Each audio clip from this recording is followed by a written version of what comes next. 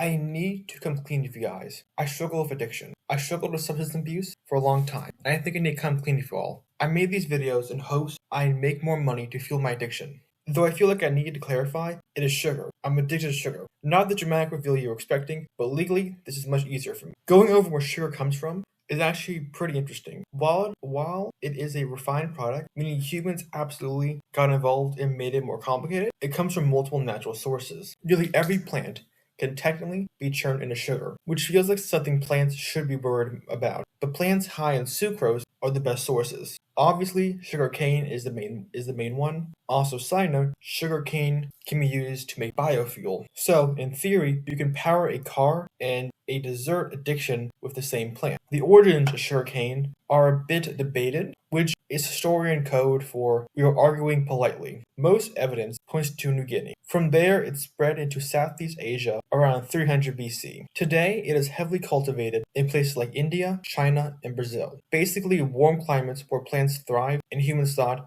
what if this was sweeter and also economic cornerstone? You might have noticed the history section was kind of short. That is because it is. A lot of the history of sugar was it spread here and people like it. Kind of disappointing, I know, but it was simple for me at least, so I'm happy about that. Most sugar today comes from sugarcane, but sugar beets are also a major source. Not as popular, but they are still trying their best, and I respect that. Now, how do you go from plants to those little crystals you dump aggressively into your coffee? It is simple. Painfully, it's pretty painful though, and pretty tedious, but it's also simple. First, the plant is harvested at around 10 to 14 months, cleaned and chopped up. Then the juice is extracted using presses and machines. This juice contains about 15 to 20% sucrose, depending on quality. From there, it goes through multiple stages of cleaning and purification because apparently we do not trust plants. Then the juice is boiled until sugar crystals start to form. At this point, it looks nothing like sugar you know. More like something you would not put in your mouth without asking questions. Finally, molasses is separated out, and this is where you get different types of sugar. Raw sugar is less refined. White sugar is heavily refined and looks more like tiny white sand. Also is bleached. Brown sugar has molasses added back in. It is 100% we removed something and then immediately went, actually no, let's put that back in. Powdered sugar is just regular sugar crushed into dust. It exists purely to make a mess on every surface it touches. Making sugar in real life is already a long, tedious process full of measurements, boiling,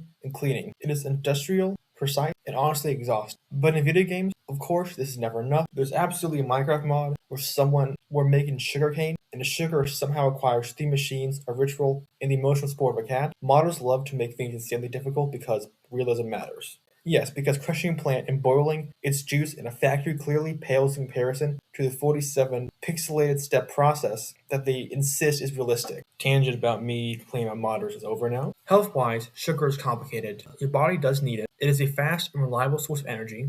The problem is added sugar. Too much of it leads to excess calories, which leads to weight gain and other health issues. So sugar is not the villain. It is more like that friend who is fun in small doses but absolutely ruins your life if you hang out with them all the time. Sugar is used in a ton of food. Obviously, desserts and baked goods use it to make things sweet. People add it to coffee and drinks for the same reason, but it also shows up in savory cooking.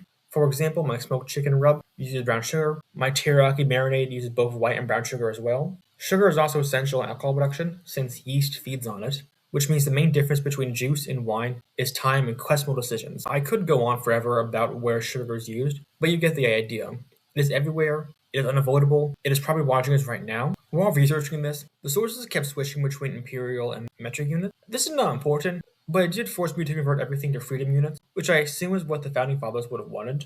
So about 2.48 billion tons of sugar are produced every year. That is enough sugar to make 60 trillion cans of soda, or fill roughly a 250,000 freight trains. If you divide it evenly, that is about 690 pounds of sugar per person on Earth, which feels like too much, but also is not enough during holidays. If you turn the sugar into one giant cube, it would be about 0.8 miles on each side, a monument to human achievement and cavity. That amount of sugar will contain enough calories to feed about 12.3 billion people per year. Of course, you will not survive on sugar alone. You will be very energetic for a brief and horrifying period of time. So yeah, sugar built industries, shaped diets, and quietly took over the world. And I am definitely still in control over my addiction. I can stop anytime I want, just not today.